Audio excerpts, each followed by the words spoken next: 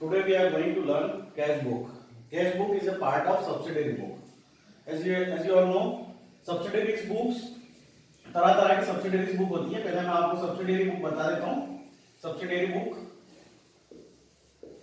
जिसमें आपकी subsidiary book में purchase book होती है, sales book होती है, purchase return book होती है, sales return book होती है, bills receivable book होती है, bills payable book होती है. उन्हीं में से एक बहुत महत्वपूर्ण बुक है कि कैश बुक.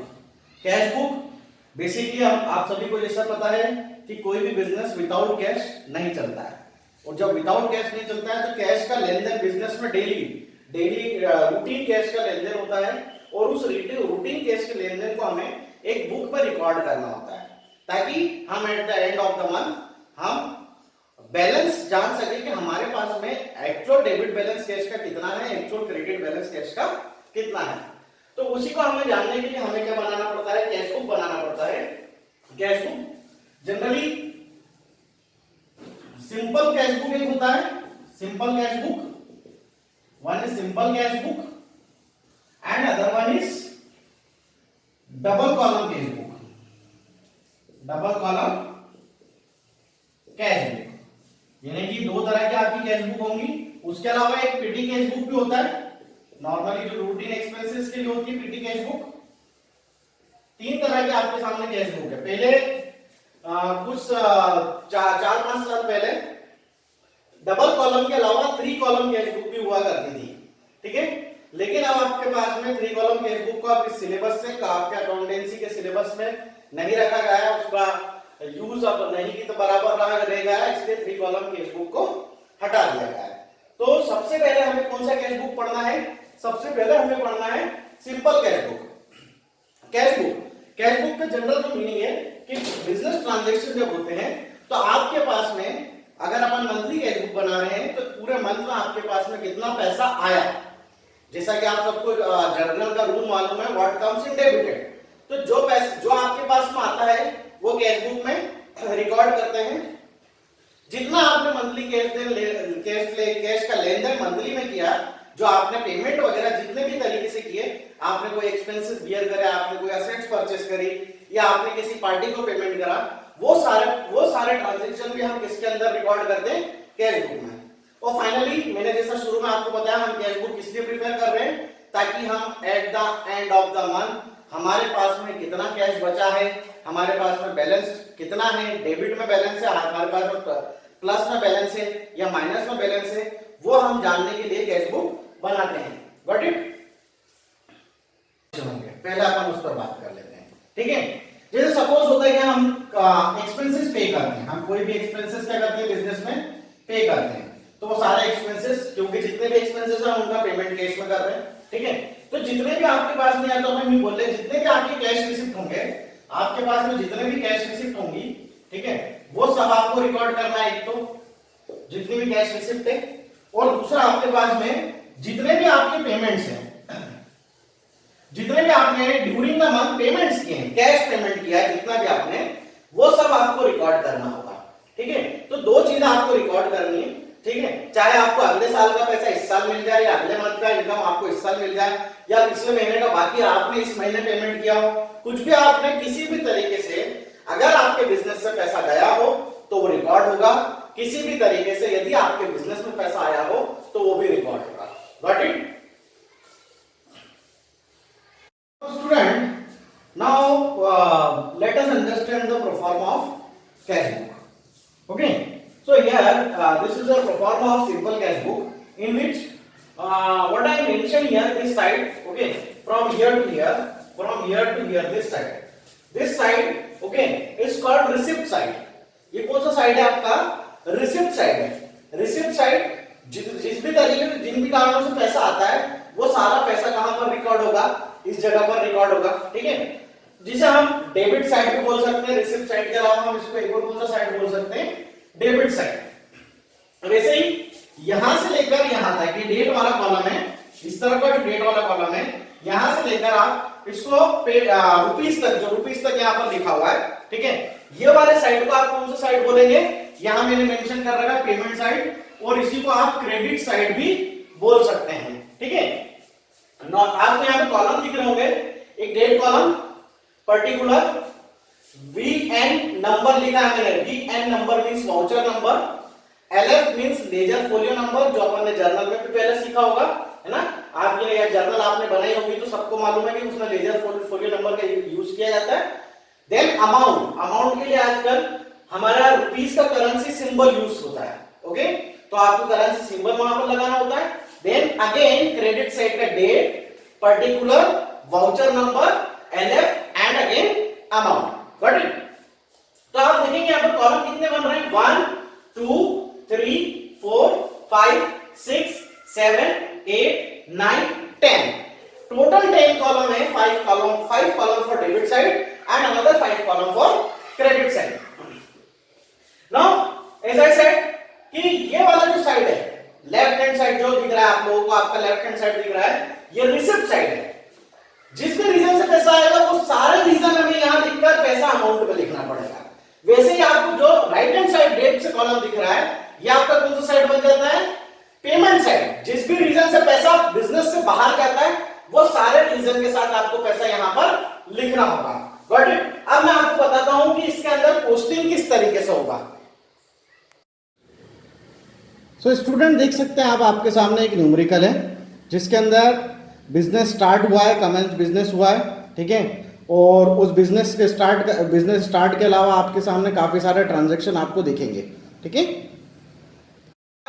4 ट्रांजैक्शन हियर, आप यहाँ पे देख सकते हैं मैंने ट्रांजैक्शन लिखे हैं। इन ट्रांजैक्शन की हेल्प से हम क्या बनाएंगे अभी, कैश बुक। तो पहले तो आप देखेंगे business started with cash, cash से बिजनेस 20,000 रुपए से बिजनेस शुरू करा। यदि अपन 20,000 रुपए से बिजनेस स्टार्ट करते हैं तो हमारी जर्नल एंट्री क्या बनती है, हमारी जर्नल एंट्री बनती है cash account debit to capital account. क्या बनती है एंट्री, कैपिटल अकाउंट, ठीक है। तो जर्नल अपन ने यहाँ पे बनाया cash account debit to capital. अब आपको जर्नल से लेजर की पोस्टिंग का रूल पता होना चाहिए। जो हम लेजर पोस्टिंग करते थे वैसा की वैसा यहाँ पर अपने को सिंपल कैश बुक को पोस्टिंग करना है, ठीक है। अगर आपको पता हो तो ये वाला आपका टू साइड होता है और इस तरफ वाला आपका बाय साइड होता है, गॉट इट। एक टू साइड है और आपका एक बाय साइड है, ठीक है। अब हमें क्या, जब जिस जगह पे जर्नल एंट्री में कैश आएगा, जैसे यहाँ पे कैश आया तो सारे ट्रांजैक्शन जिसमें कैश चाहे आइदर डेबिटेड आइदर क्रेडिटेड, वो सारे ट्रांजैक्शन कहाँ में रिकॉर्ड होंगे, आपके कैश बुक में रिकॉर्ड होंगे। यहाँ पे देखेंगे आप, एक ट्रांजैक्शन अपन ने करा पहला वाला cash account debit to capital, एक अपन ने बॉट गुड्स करा जिसके लिए एंट्री बनती है purchases account debit to cash, entry number 2 दूसरे वाले से बनाया। तीसरा वाला एक और जो पॉइंट है आपके पास में, यहाँ पर सोल्ड गुड्स फॉर कैश, इसके लिए ट्रांजैक्शन बनता है cash account debit to sales, ठीक है। ये 3 ट्रांजैक्शन का पोस्टिंग कैसे होगा। आप अगर तीनों ट्रांजैक्शन जो मैंने लिखे हैं, cash account debit to capital first वाला, इसमें भी कैश है। दूसरा वाला मैंने लिखा purchase account debit to cash, क्योंकि माल खरीद रहे हैं इसलिए गुड्स आपका जा रहा है, ठीक है, सॉरी कैश आपका जा रहा है इसलिए वहां पर भी कैश है। थर्ड वन, आपने माल बेचा है, माल बेचोगे तो आपके पास में बिजनेस में क्या आएगा, कैश आएगा, that's why cash account debit to sales. तो आपके पास में अगर ये 3 ट्रांजैक्शन, चौथे को अभी नहीं बता रहा हूं मैं, चौथे को थोड़ी देर बाद बताऊंगा, लेकिन अगर आप ये 3 ट्रांजैक्शन देखते हैं तो तीनों ही ट्रांजैक्शन में आपके पास में पैसा कैश या तो आ रहा है या तो जा रहा है, ठीक है। Cash account debit to capital, journal के अकॉर्डिंग तो यहाँ पे टू कैपिटल लिखा, आपको सीधा सीधा यहाँ पे क्या लिख देना है, टू कैपिटल अकाउंट। मैं यहाँ पे डेट मेंशन नहीं है कि मैंने नंबर ही मेंशन किया है, मैं नंबर यहाँ पे नंबर मैंने मेंशन कर दिया। कितने रुपए से कैश, कितने रुपए से बिजनेस शुरू करा है, 20,000 से बिजनेस स्टार्ट हुआ है, ये 20,000 हमने अमाउंट के कॉलम में लिख दिया। सेकंड ट्रांजैक्शन हमने था, हमारे पास था बॉट गुड्स फॉर कैश, जिसको हमने लिखा purchase account debit to cash, ठीक है। तो यहाँ भी टू कैश है, लेकिन इस बार कैश खुद टू में है, कैश इस बार खुद टू में, मतलब कैश खुद अपना आप में क्रेडिट है, तो उसका अपोजिट अकाउंट जब कैश टू में होगा, ये कैश जब खुद टू में होगा तो उसका अपोजिट अकाउंट बाय में जाएगा, बाय परचेसेस। हम जो अकाउंट बना रहे होते हैं हमें उस अकाउंट को देखना होता है वो अकाउंट डेबिट में लिखा है कि क्रेडिट में लिखा है। अगर डेबिट में लिखा है तो उसका अपोजिट लिख देंगे आप, ठीक है। तो यहां पर अभी कैश खुद क्रेडिट में था तो उसका अपोजिट अकाउंट जो परचेसेस है उसको अपोजिट साइड क्रेडिट में लिखेंगे, ठीक है। तो वैसे ही यहां पर अपन ने बाय परचेसेस लिख दिया, अपन ने कितना 5,000 है इसका अमाउंट। थर्ड वाला ट्रांजैक्शन की जर्नल इसे मैंने बनाया था cash account debit to sales. अब कैश के अगेंस्ट में टू सेल्स है, कैश बुक में कभी कैश का नाम नहीं लिखते, इसलिए कैश बुक में उसका अपोजिट अकाउंट लिखना पड़ेगा। तो कैश की बुक में यहां पे क्या लिखेंगे अपन, to sales, to sales account, ठीक है। तीसरे नंबर पर अमाउंट लिखा हुआ 4000। चौथा ट्रांजैक्शन पर आते हैं which is very important transaction. अगर आपको दिख रहा है चौथे ट्रांजैक्शन में मैंने लिखा है goods purchase on credit. On credit का मतलब आप सभी समझते हैं, क्रेडिट का मतलब माल उधार खरीदना। अब जब आपने माल खरीदा उधार है तो क्या आपने कैश दिया होगा, आपके पास से कैश गया होगा, आपके पास से 1 रुपए भी कैश नहीं गया होगा, क्योंकि ये ट्रांजैक्शन आपने उधार किया है। अब चूंकि आपने उधार किया है, कैश तो गया ही नहीं है, तो फिर ये वाला ट्रांजैक्शन की एंट्री कैश बुक में नहीं होगी, क्योंकि आपके पास से किसी भी तरह का कोई कैश का लेन देन नहीं हुआ। Got it. तो ये अभी 4 ट्रांजैक्शन के आगे मैं आपको 5, 6, 7, 8 ट्रांजैक्शन भी आपको बता रहा हूं। ट्रांजैक्शन बोल गया पेड टू रवि, आपने रवि को 7000 पे करा। अब कंसेप्ट से आपको ये चीज समझ में आ गया होगा, अगर आप पे करेंगे तो वो डेबिट में आएगा, क्रेडिट में आएगा, ठीक है। अपन ने पे करा है, पेमेंट साइड है, किसको पे करा है, रवि को। 5 तारीख को पे करा है, बाय रवि, जिसको पे करा उसका नाम। कितने रुपए पे करे अपन ने रवि को, 7000 लिख दिया। आप देखो कंसेप्चुअल, आप कंसेप्ट वाइज समझ में आ जाएगा। कैश सेल्स, माल बेचोगे पैसा आएगा, आप माल बेचेंगे तो आपके पास में पैसा आएगा, अंडरस्टूड है, ठीक है। क्यों पैसा आ रहा है, क्योंकि आप माल बेच रहे हो। माल बेचने के लिए क्या है, अकाउंटिंग टर्म में क्या यूज किया जाता है, माल बेचने के लिए कौन सी वो terminology, to sales. To sales account, कितने रुपए का माल बेचा आपने, यहाँ पर 8000 रुपए का माल बेचा, देखिए। फिर आपने नेक्स्ट परचेस किया फर्नीचर, परचेज फर्नीचर खरीदेंगे तो हमें पैसा मिलेगा कि हमें देना पड़ेगा, ऑब्वियसली हम दुकान जाएंगे, हम फर्नीचर खरीदेंगे, दुकानदार हमसे पैसा मांगेगा, ना कि हम उससे पैसा मांगेंगे। हम उस पैसे के एक्सचेंज में, उस मनी के एक्सचेंज में हमारे पास तो फर्नीचर आएगा, लेकिन हम कौन सी बुक बना रहे हैं, कैश बुक। तो हमें पैसा, हमारे पास से पैसा जा रहा है, और रीजन जाने का क्या है हमारे पास से, क्योंकि हमने उन पैसे से क्या खरीदा है, जो हमने खरीदा है वो हम यहाँ पर मेंशन करेंगे। कितने रुपए का खरीदा फर्नीचर हमने, 6000 रुपीस का हमने फर्नीचर खरीदा है, गॉट इट। उसके बाद में वेजेस अकाउंटिंग स्टूडेंट कई बार सोचते हैं वेजेस कौन सी नई टर्मिनोलॉजी आ गई, स्पेशली 11th क्लास के स्टूडेंट। वेजेस कोई नई टर्म नहीं है। वेजेस एक जनरली आप जो रेम्यूनरेशन किसी मजदूर को उसके दिन भर की मजदूरी देते हैं, उसे वेजेस कहते हैं। अब आप किसी को वेजेस का पेमेंट करेंगे तो वो भी खर्चा है, वो भी एक्सपेंसेस है, वो भी पेमेंट है। पेमेंट है तो ये भी 8 तारीख वाला ट्रांजैक्शन भी कहां पे चला जाएगा, बाय वेजेस के नाम से क्रेडिट साइड में चला जाएगा, और इसका अमाउंट है 380 रुपीस। देन आपने रेंट पे किया, आप आपका बिजनेस किराए के भवन में चलाते हैं, किराए की शॉप में चलाते हैं, ठीक है। तो आप आपका बिजनेस जब किराए रेंटल प्लेस पे चलाते हैं तो आपको एवरी मंथ आपको उसका रेंट देना पड़ेगा। तो rent is also a payment for you, आप उसका भी पेमेंट करेंगे। तो 9th डेट के पॉइंट ऑफ व्यू से आपने क्या करा, बाय रेंट अकाउंट, आपने पेमेंट रेंट का करा। कितना रुपए पेमेंट करा आपने रेंट का, 400 रुपीस आपने रेंट का पेमेंट करा, गॉट इट। अब एक लास्ट ट्रांजैक्शन जो यहां पर अभी दिखाई दे रहा है, रिसीव्ड कमीशन। अब कमीशन आपको रिसीव हुआ है, कमीशन रिसीव होगा। सपोज आप एक प्रॉपर्टी ब्रोकर है, ठीक है, और आपने किसी प्रॉपर्टी को बेचने में आपने बहुत एफर्ट लगाया, और उसके बदले में आपको कमीशन मिलता है। Commission in respect to monetary terms मिलेगा, आपको उसमें क्या मिलेगा, पैसा मिलेगा। और अगर पैसा आपको मिलेगा तो वो तो आपके लिए क्या बन गया, रिसिप्ट। पैसा मिला तो आपके लिए वो क्या बना, रिसिप्ट बना। और रिसिप्ट यदि बनेगा तो वो आपके कहां पर आएगा, डेबिट साइड, टू साइड वाले पे। ये जो टू साइड है किस नाम से लिखाएगा, ये टू कमीशन रिसीव्ड। आपको क्या रिसीव हुआ है, कमीशन। कितना रुपए रिसीव हुआ है, ट्रांजैक्शन में लिखा हुआ 600, ठीक है, 600 रुपीस रिसीव हुआ है, ठीक है। अब आपका ये क्वेश्चन लगभग अपना कंप्लीट हो चुका है, हमारे ट्रांजैक्शन हमने सारे इंटर कर दिए। अब चूंकि हमें इसको क्लोज करना होता है, इस बुक को, ये जो अपन ने कैश बुक बनाया ना, इसको हमें क्लोज करना होगा। तो क्लोज करने के लिए हमें both side, debit side and credit side, दोनों के पहले क्या करने पड़ेंगे, हमें टोटल लगाने पड़ते हैं, ठीक है। तो जैसा कि आप देख रहे हैं, मैं टोटल टोटल पहले मैं रफ में लगा रहा हूं, ठीक है, मैं डायरेक्ट फेयर में टोटल नहीं लगा रहा हूं, रफ में टोटल लगा रहा हूं, आप सभी जैसे देख रहे हैं। 20,000 प्लस 4,000, 24,000 प्लस 8,000, 24 प्लस 8 32, 32,000 प्लस 600। तो ये रफ में टोटल मैं यहाँ पे लिख रहा हूँ 32,600। ये किस साइड का टोटल है? डेबिट साइड का। ये वाला साइड डेबिट बोलते हैं अपन। 32,600 कहाँ का टोटल दिख रहा है? डेबिट साइड का टोटल आपको 32,600 दिख रहा है। वैसे ही यदि आप देख रहे हैं क्रेडिट साइड में, तो क्रेडिट साइड में भी हमारे पास में 5,000 प्लस 7,000 प्लस 6, 5 और 7 12, 12 और 6 18, 18,000, 18,300 और 400, 18,780। कितना आ रहा है यहाँ पर? क्रेडिट साइड का टोटल आ रहा है, क्रेडिट का जो टोटल है 18,780। पहली चीज हमें क्या ध्यान देना है कि डेबिट क्रेडिट में टोटल किस तरफ का रहता है। तो किस तरफ का ज्यादा दिख रहा है आपको? Debit side. Debit side total is greater than credit side.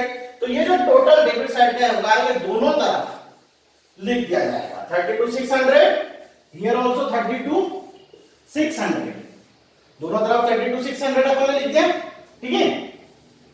अब काम किस तरफ का टोटल था? Credit side. तो जिस तरफ का टोटल काम है यहां पे मैं मेंशन करके बताऊंगा इस सर्कल कि जितने रुपए से कम है वो डिफरेंस हमें निकालना पड़ता है, ठीक है, वो डिफरेंस हमें निकालना पड़ता है। और इस डिफरेंस को जो मंथ का लास्ट डेट होता है, at the end of the month, अगर सपोज करो अभी अपन ने डेट अभी मेंशन नहीं किया, लेकिन सपोज करो अगर अपन जनवरी मेंशन करते तो हम यहां पर क्या लिखते हैं? 31 जनवरी मान लेते हैं, अपन ने मेंशन कर दिया यहां पे सब जगह, अपन ने जनवरी 2020 अपन ने मेंशन कर लिया, ठीक है, जनवरी 2020, मतलब हमारे ट्रांजैक्शन जनवरी मंथ में हो रहे, तो हमारा जो बैलेंस निकलेगा by balance carried down, C oblique D means carried down.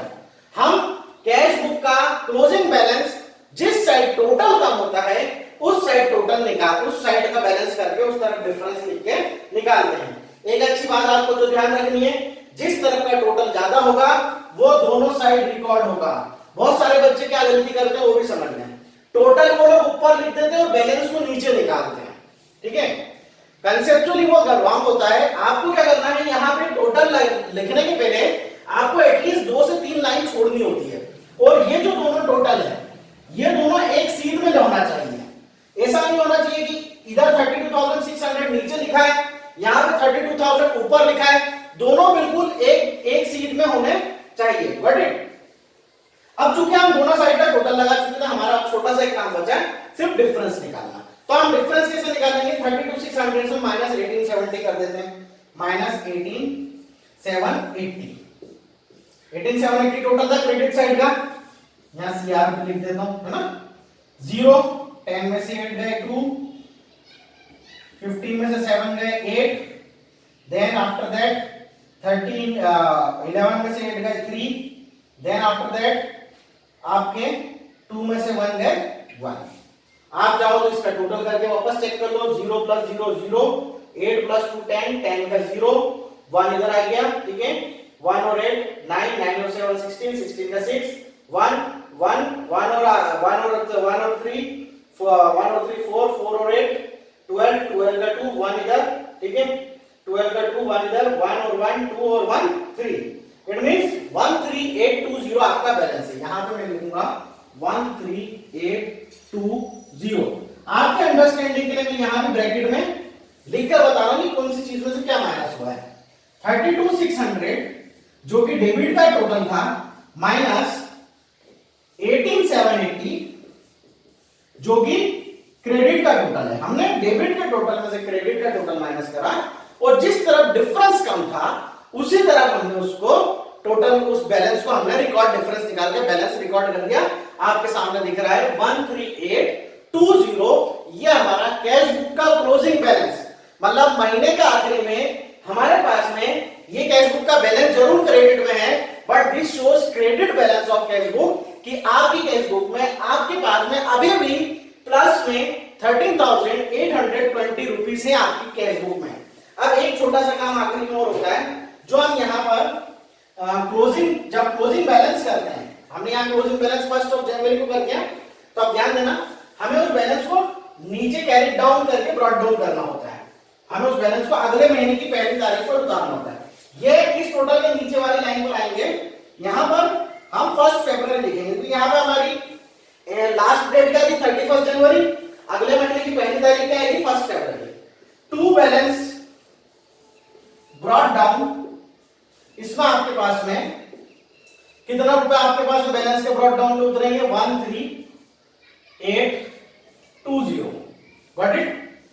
So student, इस तरीके से आपकी कैश बुक बनाई जाती है, बहुत सिंपल है, इसे सिंपल कैश बुक भी कहा जाता है। आपको सिर्फ ध्यान रखना है रिसिप्ट साइड कहां से आपको पैसा आ रहा है, जिस जगह से पैसा आता है और जिस रीजन से पैसा आता है, हमें उस रीजन को यहाँ पे लिखना है। ये वाला टू साइड है, ये वाला बाय साइड है, जिस रीजन से आप पेमेंट करते हैं, ठीक है, उस रीजन को आप यहाँ लिखकर पेमेंट करते जाइए। अदरवाइज अगर आप रीजन नहीं फॉलो कर सकते हैं तो आप चाहे तो जर्नल फॉलो करें, जो जर्नल में होता है उसका 2 बाय में हम रीजन में करते हैं, उस तरीके से हम इसे कंप्लीट कर सकते हैं। तो आई होप आपको ये पूरा टॉपिक समझ में आया होगा, ठीक है। फॉर फर्दर क्वेरी के लिए आप मुझे मेरे पर्सनल नंबर पर आप मुझे कॉल भी कर सकते हैं, ठीक है। उसके अलावा आप जो YouTube पे जो डिस्क्रिप्शन बॉक्स है उसके अंदर आप कमेंट करके अपनी क्वेरी भी मुझसे पूछ सकते हैं। So thank you so much.